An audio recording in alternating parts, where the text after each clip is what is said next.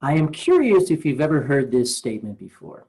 Any asset taken to an extreme becomes a liability. The other way that it's sometimes presented is a little bit more sinister. The same thing they hire you for is the same thing they'll fire you for. Now, we don't want to take it to the sinister level, but it is a good idea to have awareness of those things that we tend to confuse with accomplishment. Here's what we mean. In our work styles model, control people tend to be naturally focused on ideas. They're thinking about the long-term future and where we want to go. Influences tend to naturally focus on relationships, who we can get excited about where we're trying to go, who are the new people that we can meet, the new markets that we can open. Power people tend to focus on replication. Is this something that we can put into a structure so that we can do this over and over on a consistent basis going forward? And authority people, given their orientation to the past, will sometimes focus heavily on reflection. Is there a better way that we could have done things? Now, all of those are tremendous assets. But think of the phrase that I mentioned at the beginning.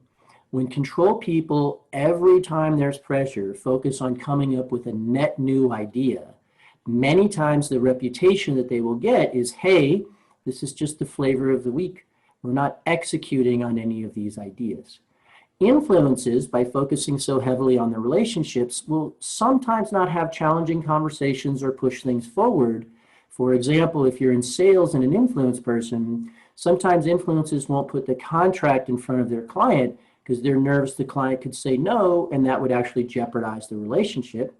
For power people, they can get caught up in that trap of thinking of overworking or doing a lot of work as being productive.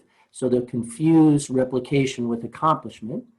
And for authority people, they can get that reputation of analysis paralysis. So now they're overthinking and indexing so hard towards reflection that we're not moving forward.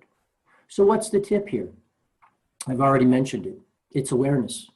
Awareness creates choices. And so we all have these natural strengths that we go to under pressure, which are great. But sometimes if we're using that over and over and over again, it actually can take away from what we're trying to get accomplished. So know what your strength is, and then under pressure, make sure that it's the right application, because we all have more flexibility once we have awareness. So hopefully that's helpful, both the distinction and the tip.